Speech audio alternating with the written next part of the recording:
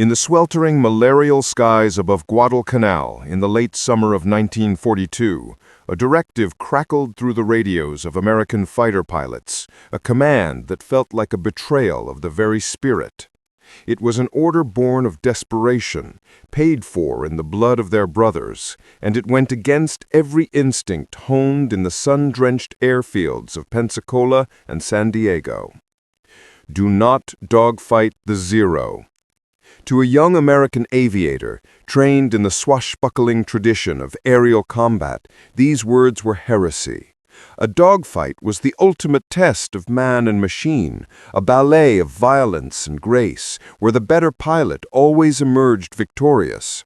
To be told to run from a fight, to refuse the enemy's challenge, felt like an admission of cowardice, a stain on their honor. But this was not a conventional enemy. For nearly 2 agonizing years, Japan's Mitsubishi A6M, known to the Allies by its reporting name Zero, had been more than an aircraft. It was a phantom, a whisper of death that haunted the vast expanse of the Pacific. From the fiery dawn of Pearl Harbor, where it had swept aside American resistance with contemptuous ease, to the brutal carrier clashes in the Coral Sea, the Zero had reigned supreme. It was a fighter that seemed to defy the very laws of physics. Reports filtering back from the Flying Tigers in China were the stuff of nightmares, speaking of kill ratios as high as 12-to-1.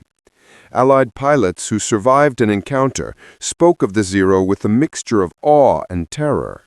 They described it as a ghost, an untouchable specter that could appear from the sun's glare, strike with the speed of a cobra, and vanish before a defensive turn could even be completed.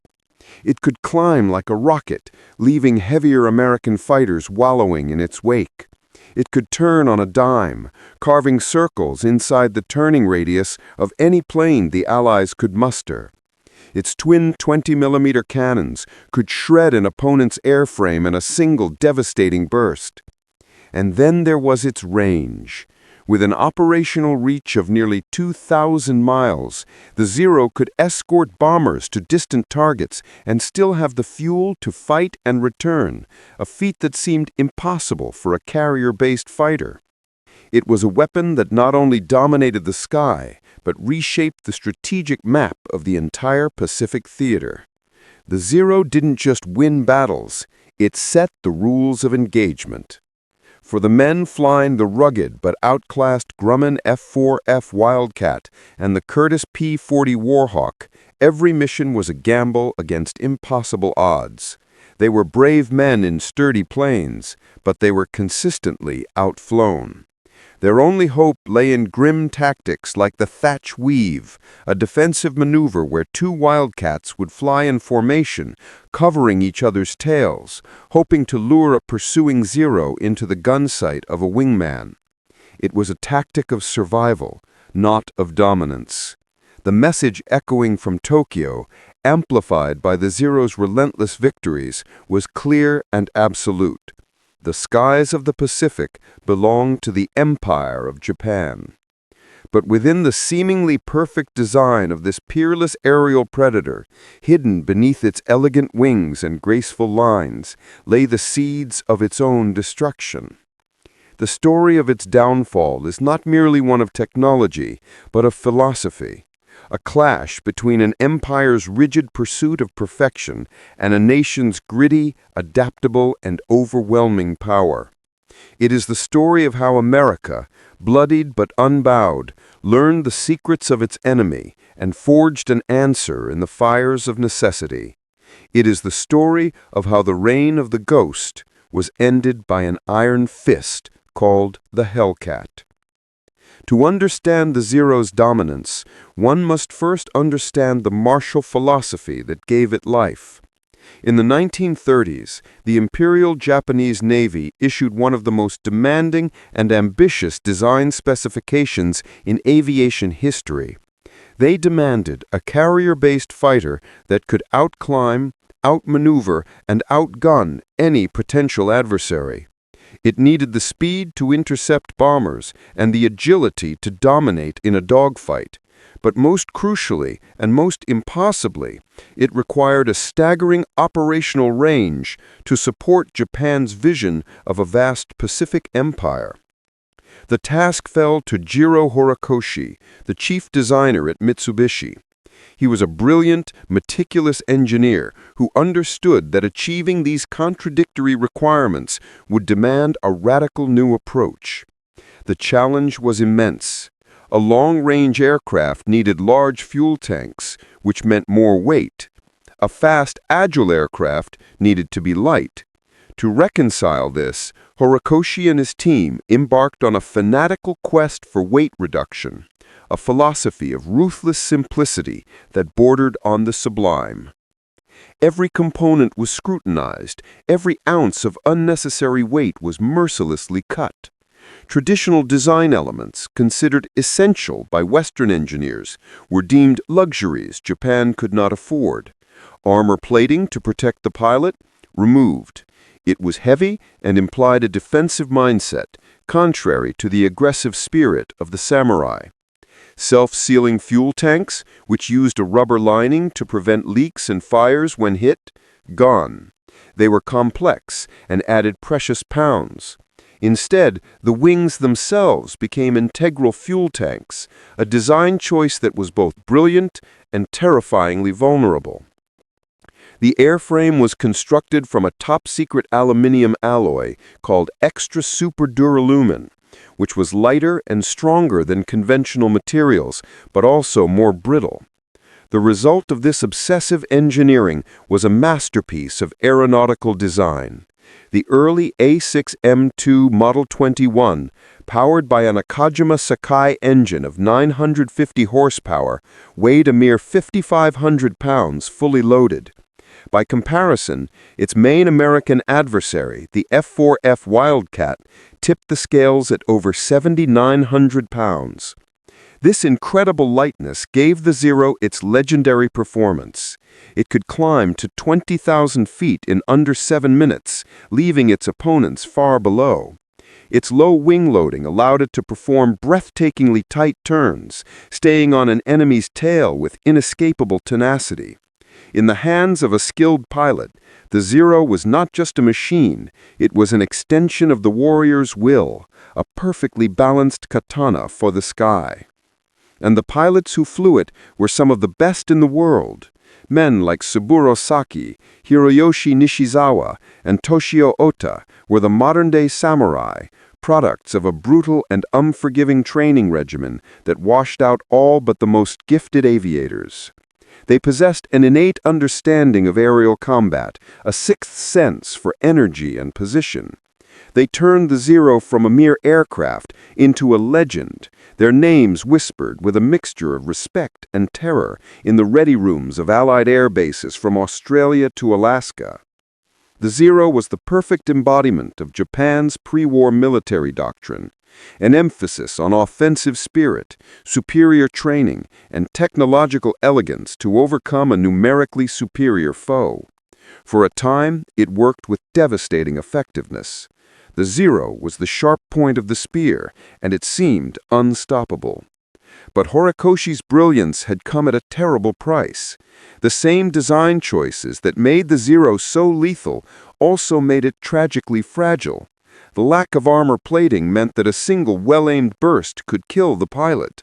The unprotected fuel tanks meant that a few incendiary rounds could transform the elegant fighter into a blazing funeral pyre. Its lightweight construction, so crucial to its agility, meant that it could not withstand the structural stress of high-speed dives. The Zero was a glass cannon, incredibly powerful, but destined to shatter at the first solid blow. In its quest for offensive perfection, it had forsaken the virtue of resilience, and in the long, grinding war of attrition to come, resilience would be everything. The revelation of the Zero's fatal flaws began not in the fiery crucible of a tropical dogfight, but on a cold, lonely, and fog-shrouded island in the Aleutians, a world away from the main theater of the Pacific War. On June 4, 1942, the very same day that the fate of the Pacific was being decided hundreds of miles to the south at the Battle of Midway, a small Japanese task force launched an attack on Dutch Harbor, a remote American outpost in Alaska. Flying from the light carrier Ryujo was 19-year-old Flight Petty Officer Tadayoshi Koga. During the raid, his A6M Zero took hits from ground fire.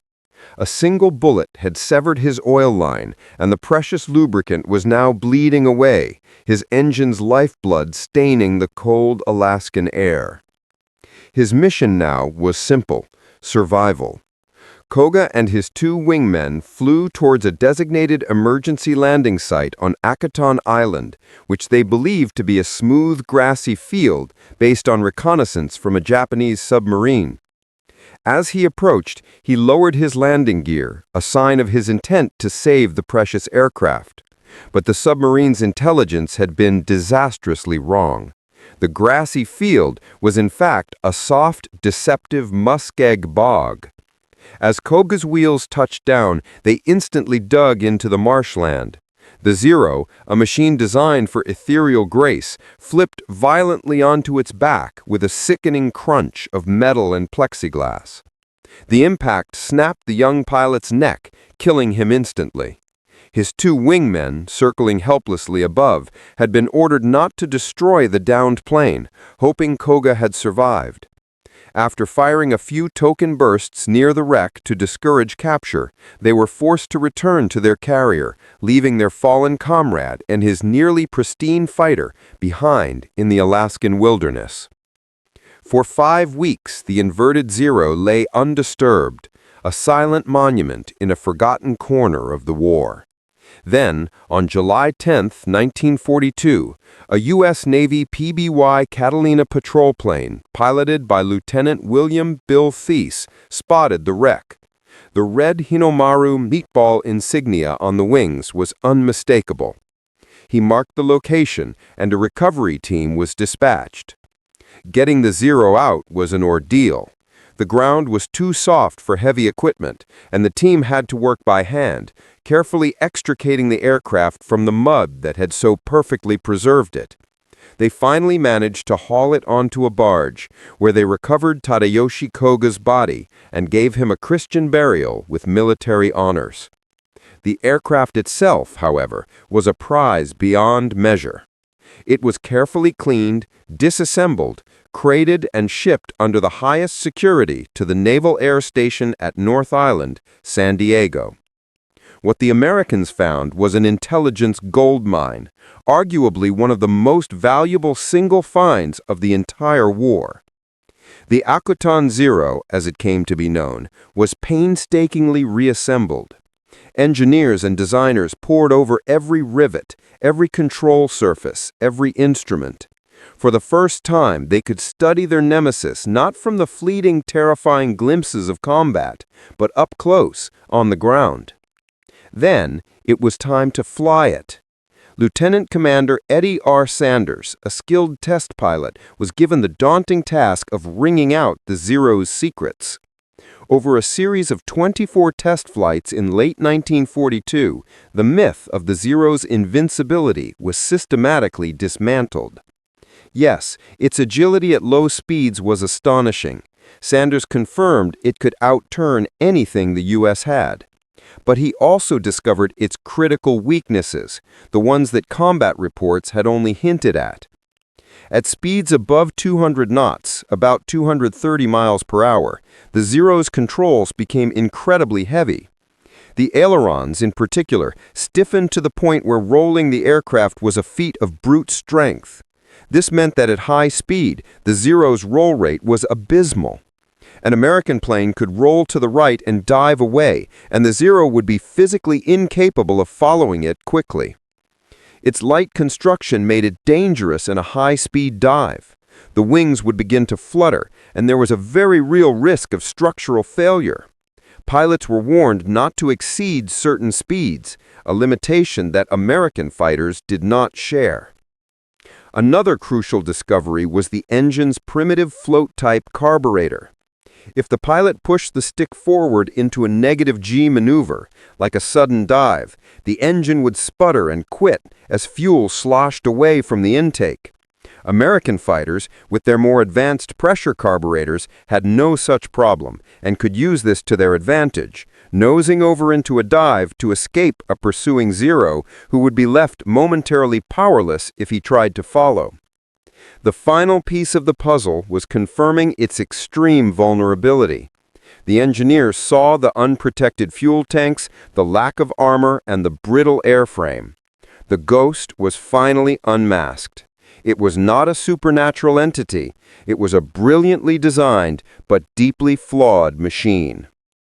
The lessons learned from the Aquaton Zero were disseminated throughout the U.S. Navy and Army Air Forces almost overnight. The doctrine was rewritten. The cardinal rule remained: do not dogfight the Zero. But now it was appended with a new, aggressive set of instructions. Do not turn with the Zero. Do not chase it in a slow-speed climb. Instead, use your superior speed and weight. Dictate the terms. Hit and run. Dive from a higher altitude, strike with a single concentrated burst, and then climb away, using your engine power to regain the advantage. If a Zero gets on your tail, roll and dive. It cannot follow. These lessons, learned from the tragic death of a young Japanese pilot on a remote Alaskan island, would directly shape the design of America's next great naval fighter, a plane built not to dance with the Zero, but to break it. On Long Island, New York, far from the Pacific conflict, the engineers at Grumman Aircraft Corporation were already hard at work. Grumman had a reputation for building tough, reliable airplanes. Their pilots affectionately called the company the Grumman Iron Works because their products, like the F6F Wildcat, were built like flying tractors, stubby, rugged, and able to absorb an incredible amount of punishment and still bring their pilot home. The Wildcat was a good plane, but Grumman and its lead designer, Leroy Grumman, knew it wasn't good enough. They had been listening to the combat reports from the pilots in the Pacific. They heard the stories of being outturned and outclimbed. Even before the Aquaton Zero was found, they had started work on a successor, a Wildcat on steroids. But the intelligence from the Aquaton Zero tests was the final, critical piece of the puzzle. It gave them a precise blueprint of their enemy's weaknesses. Their mission became laser-focused and brutally simple: build the Zero's worst nightmare. The result was the F6F Hellcat. If the Zero was an elegant katana, the Hellcat was a sledgehammer. It made no attempt to match the Zero's feather-light agility. Instead, it was designed to crush it with overwhelming speed, power, and brute force durability. The design philosophy of the Hellcat was the polar opposite of the Zero's. It was a quintessentially American machine, built on the principles of resilience, firepower, and industrial might. Power. Where the Zero had a 950 horsepower engine, the Hellcat was built around the massive 2,000 horsepower Pratt & Whitney R2800 double wasp radial engine. This behemoth of an engine, turning a huge 13-foot propeller, could haul the Hellcat to speeds over 380 miles per hour, and gave it a phenomenal rate of climb, especially at higher altitudes where the Zero's performance began to suffer. Durability. Where the Zero was fragile, the Hellcat was an armored beast. The pilot sat in a cockpit wrapped in 212 pounds of steel armor plating, with an armored plate behind his head and shoulders and bulletproof glass in the windscreen. It was designed to take hits and keep flying. Survivability. Where the Zero's fuel tanks were incendiary bombs waiting to happen, the Hellcat's 250-gallon fuel capacity was protected by state-of-the-art self-sealing tanks and armor. A bullet might pierce the tank, but the rubber lining would swell and seal the hole, preventing catastrophic fires. Firepower. Where the Zero used a mix of rifle-caliber machine guns and slow-firing cannons, the Hellcat carried a devastating broadside of 6.50 caliber M2 Browning machine guns, 3 in each wing. These guns, with a combined rate of fire of over 80 rounds per second, could unleash a torrent of lead that would shred a Zero's delicate airframe in a single well-aimed burst. The .50 caliber round was a perfect weapon for the job, powerful enough to tear through metal and ignite fuel with a flat trajectory that made aiming easier. The Hellcat was big, heavy, weighing over 12,000 pounds, and it wasn't as nimble as its Japanese counterpart in a low-speed turning fight. But it didn't need to be. It was designed to fight on its own terms, using the very tactics derived from the Akutan Zero analysis. It was faster in level flight. It could outdive the Zero. It could outroll it at high speed. And it could take a beating that would have disintegrated 3 Zeros. One Grumman engineer famously called it the Wildcat's big brother. In truth, it was an entirely new species of predator, one purpose-built to hunt and kill its specific prey. And America's industrial engine was about to produce them at a staggering rate. While Japan struggled to produce a few hundred Zeros a month, the Grumman factories began churning out Hellcats, eventually producing over 12,200 in just 2 years. It was a flood of iron and power that Japan's strained industrial base could never hope to match. The first Hellcats reached the carriers of the Pacific Fleet in late 1943. A new chapter in the air war was about to begin. The Japanese pilots, accustomed to their undisputed mastery of the sky, were about to learn that the rules of aerial combat had been irrevocably changed. On September 1, 1943, Hellcats from the USS Independence escorted bombers on a raid over Marcus Island. They encountered Zeros, and for the first time, American pilots found themselves in a fighter that could match and often exceed the performance of their legendary foe. They followed their new doctrine to the letter. They kept their speed high, made diving attacks, and avoided turning fights. The results were immediate and decisive.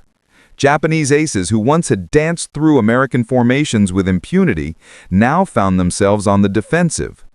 Saburo Sakai, one of Japan's greatest living aces, had a now famous encounter with a group of Hellcats. He was accustomed to seeing his targets disintegrate under the fire of his 20mm cannons.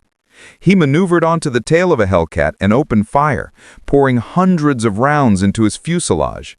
He saw his shell striking home, tearing holes in the wings and fuselage.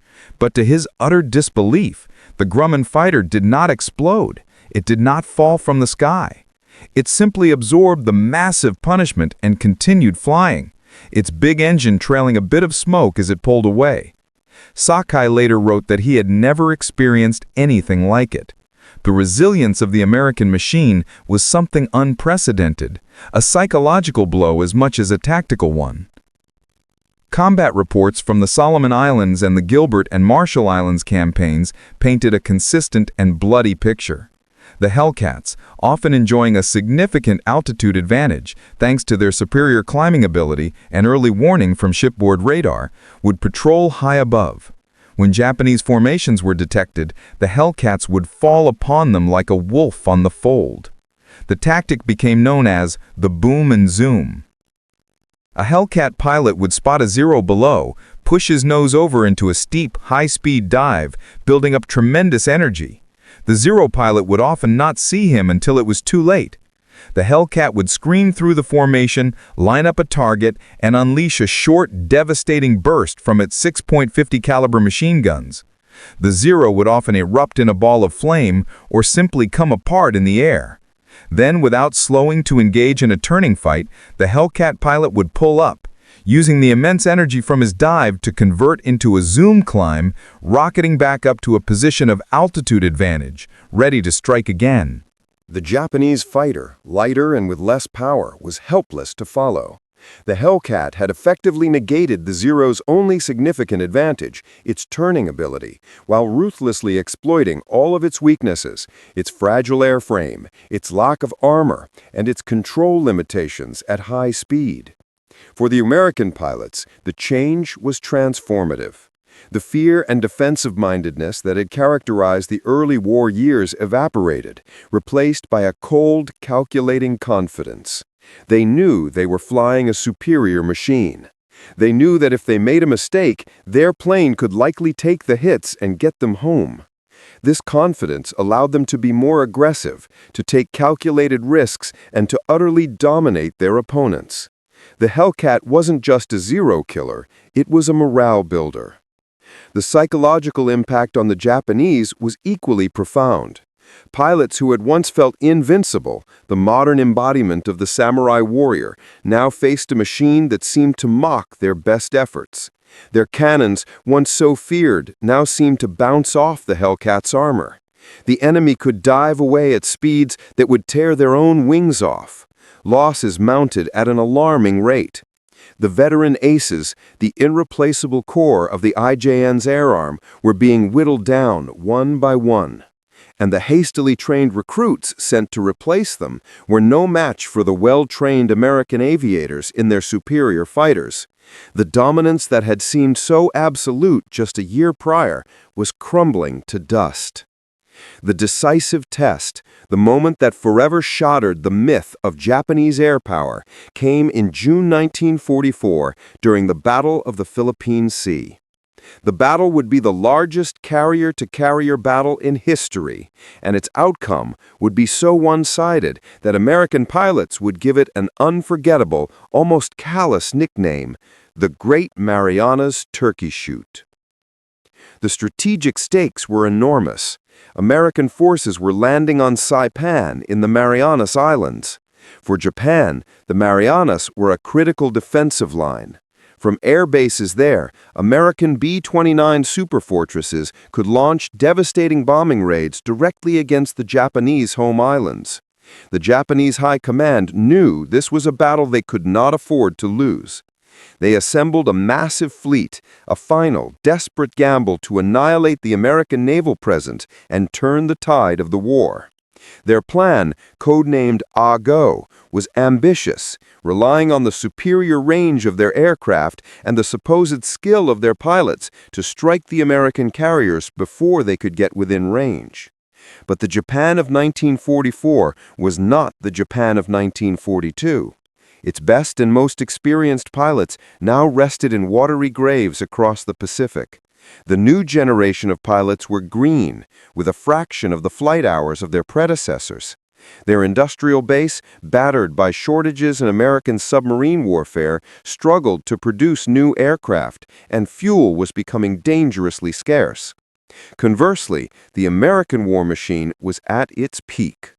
The U.S. Navy's Task Force 58 was a colossal force of 15 aircraft carriers, packed with over 900 aircraft, the vast majority of which were F6F Hellcats. The American pilots were well-trained, confident, and rested.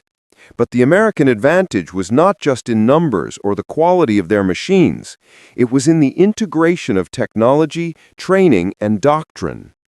At the heart of each American carrier group was the Combat Information Center, CIC. This darkened room filled with radar scopes and plotting boards was the brain of the fleet. Operators could detect incoming Japanese formations from over 150 miles away, long before they were visible. They could track their altitude, speed, and heading, and vector flights of Hellcats to intercept them with near-perfect precision. This technological eye in the sky robbed the Japanese of their greatest weapon, surprise. On the morning of June 19, 1944, the Japanese launched their first wave of attackers. On the radar screens of the American fleet, they appeared as a swarm of incoming blips. The order went out, "Hey Rube," the signal to launch all fighters. From the decks of carriers like the Essex, Lexington, and Hornet, the Hellcats roared into the sky. Guided by their CIC controllers, they climbed to altitude and positioned themselves perfectly between the incoming Japanese planes and the American fleet. What followed was not a battle, it was a slaughter. The Japanese formations, a mix of Zeros, Judy dive bombers, and Kate torpedo bombers, flew into a veritable wall of lead. The Hellcats, diving from above with the sun at their backs, tore into them. The American pilots, now masters of energy fighting, refused to be drawn into turning fights. They made high-speed passes, their 6.5 cows ripping the lightly armored Japanese planes to pieces. A radio transmission from one jubilant American pilot captured the moment perfectly. "My God, this is like an old-time turkey shoot." The name stuck. Wave after wave of Japanese aircraft met the same fate. The sky was filled with fireballs and parachutes, almost all of them Japanese. The few attackers that managed to break through the Hellcat screen were met by a storm of anti-aircraft fire from the fleet's warships that was so thick that it was described as a steel curtain.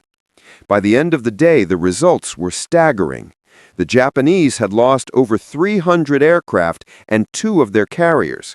The American losses were a mere 30 planes.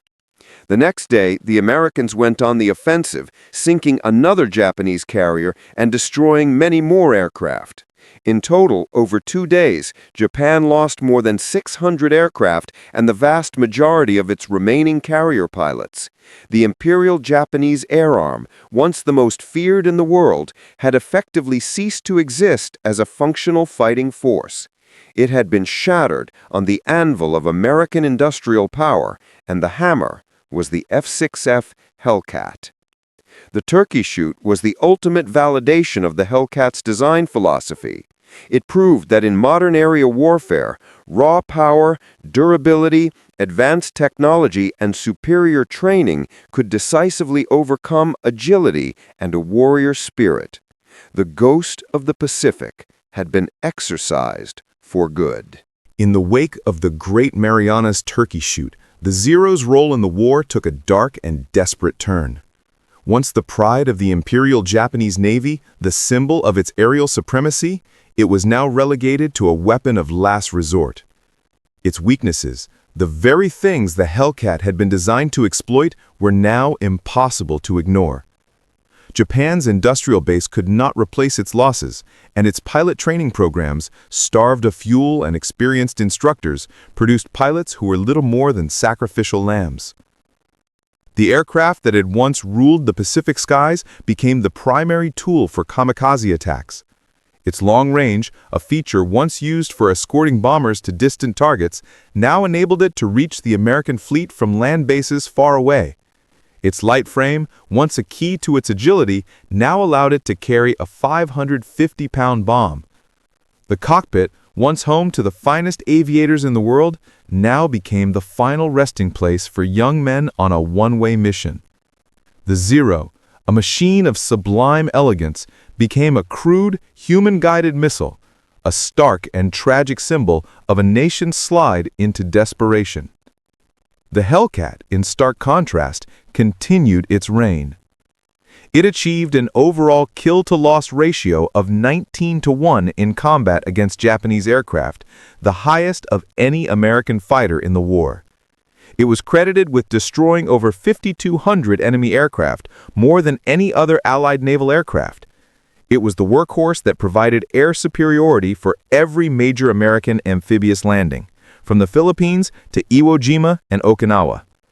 It cleared the skies, allowing bombers to strike, ships to maneuver, and ground troops to advance. It was, in every sense, the plane that won the air war in the Pacific. The rivalry between the Mitsubishi A6M Zero and the Grumman F6F Hellcat is more than just a story of two opposing machines. It is a powerful testament to two clashing national and industrial philosophies. The Zero represented the near-perfect execution of Japan's pre-war doctrine. It was a weapon of exquisite finesse, designed for a swift, offensive war fought by elite warriors. Its early success was a direct result of this focused, brilliant design. Yet that very brilliance contained an inherent rigidity. It was so optimized for its specific role that there was no room for significant growth. Adding the armor, self-sealing tanks, and more powerful engine needed to compete with later Allied fighters would have required a complete redesign, a luxury that Japan, with its dwindling resources and shattered industrial capacity, could not afford. The Zero was built for the war Japan hoped to fight. The Hellcat, on the other hand, exemplified a different, uniquely American approach. It was a product of adaptability. industrial pragmatism, and a willingness to learn from failure. American designers listened to their pilots. They studied their enemy.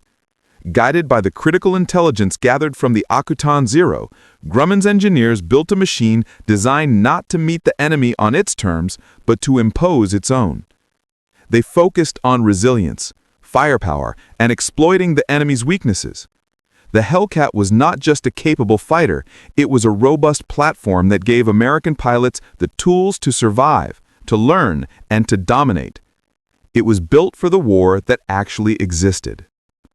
For the pilots themselves, the shift was profound.